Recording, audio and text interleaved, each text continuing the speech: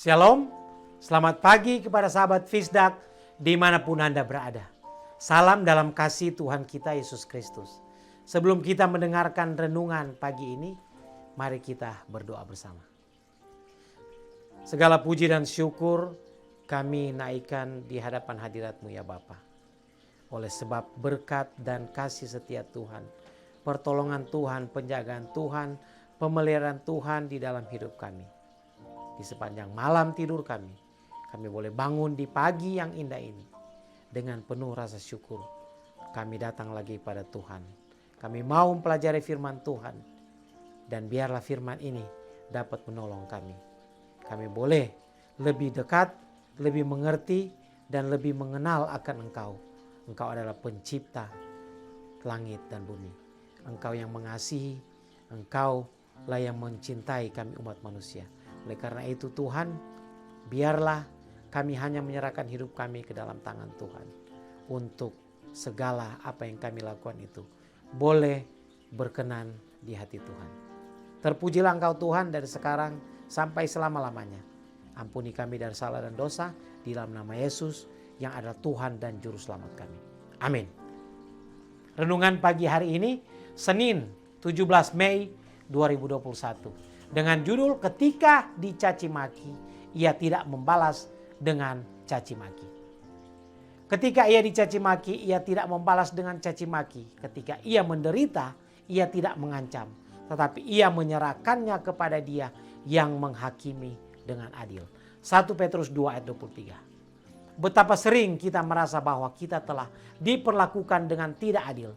Bahwa segala perkara telah dikatakan tentang kita yang tidak benar. Dan kita telah ditempatkan dalam terang yang palsu di hadapan orang-orang lain. Kalau kita dicobai seperti itu, kita akan perlu mengadakan penjagaan yang ketat atas roh dan perkataan kita.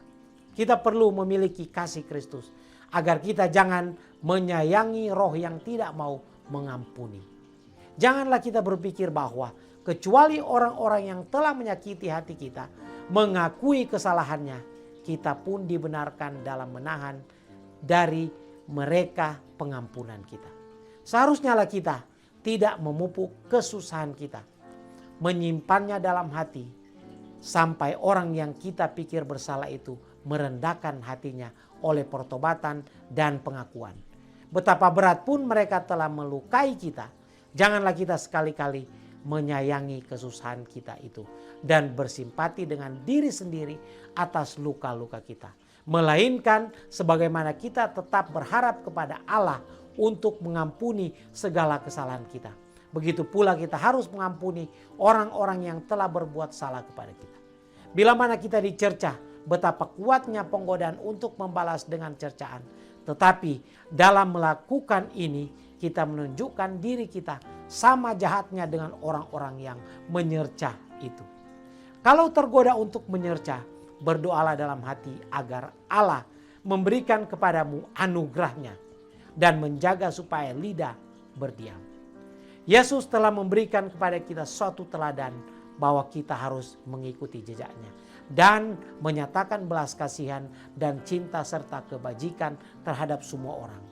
Marilah kita mempertumbuhkan satu roh pemurah, roh kesabaran, dan kelemah lembutan.